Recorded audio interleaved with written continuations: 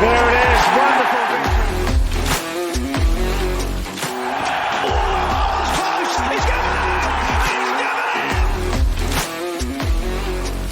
Hello and welcome to Endless Summers, an Australian Test cricket history podcast. Endless Summers update and source list. Hi all, Ian here from Endless Summers. Just a quick update episode. I've been working on episode 7 for a few weeks now. It's been a lot bigger than I expected, with tests going into the 6th and 7th days, so it's taken a bit longer to get it ready. Part 1 should be out in a couple of days, and the second part a week after. Following this, the show will be going on hiatus until October, where we will commence with the final 6 episodes of Season 2, taking us all the way up to the First World War. Lots of juicy things happened in the final 6 Australian series up to that point, including a fight between the Australian captain and an Australian cricket administrator, so looking forward to covering that. The reason there will be such a break is that with work and the AFL season underway, my time is taken up with keeping on top of marking and my football show, Don the Stat. This also allows me to get a head start on scripts for episodes, so by the time October rolls around, I should have the remaining episodes written, so I'll only have to edit and record. I have been getting some feedback, and I do love to receive it. Big thanks to James Rogers for his great emails. I really enjoyed our correspondence, and it helped encourage me to keep going with this project. If you want to contact me via email, you can do so at endlesssummerspod, all one word, @gmail.com, or you can leave an Apple review. One Apple review has made me reflect on how people are experiencing the podcast. I recognise I talk too fast, and I'm trying to be conscious of this as I'm recording, so hopefully you will see some improvement in that. Another point this reviewer made was about the sources I use for the show.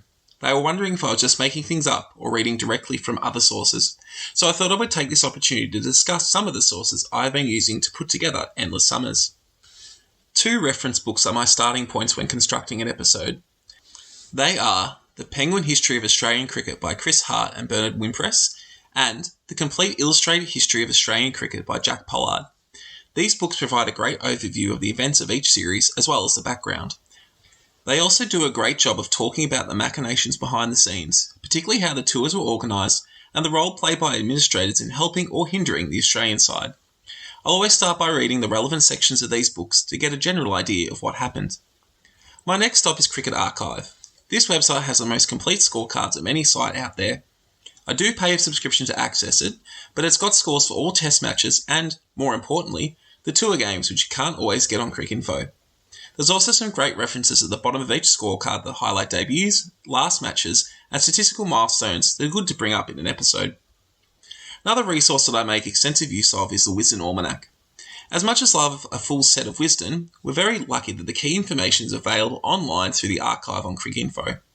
I read both the series summary and the match summaries to get a further sense of the events and the progress of each series. When doing player profiles for each episode, my first reference points are Australian Test Cricketers by Rick Smith and the Cricinfo profile of the player, which will often include further information from Wisden such as obituaries. This helps in the construction of the profile for each episode, which I'll flesh out with information from other sources.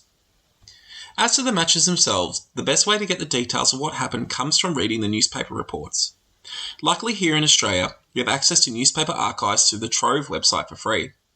As such, I can get a detailed account of each day's play that way.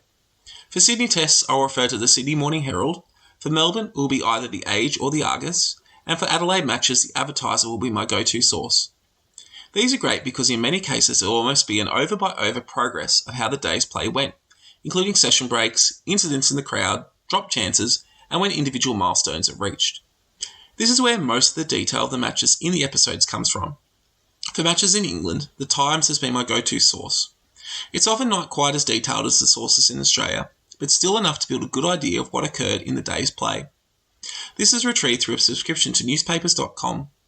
Finally, the matches in South Africa have been the most difficult, as I've been able to find sources as good as for the matches in Australia and England. Hopefully as time goes on, I will find a good source or the reports appearing in Australian newspapers will improve. These are the main sources used for the show. There are some others, including use of Howstat to see certain statistics. The background of South African cricket in the previous episode was built through reference to a book called Empire in Cricket, which catalogues the history of early South African cricket. As time goes on, more sources will become available to me, and hopefully I'll be able to make the show even richer. That's it from me. Thanks again for all the support, it really means a lot. Expect the next episode out shortly. Until then, stay safe and all the best. Thank you for listening. New episodes of Endless Summons will be released fortnightly. Please subscribe to be notified of new releases. You can also follow us on Twitter at pod_endless, and you can email us at endlesssummerpod@gmail.com.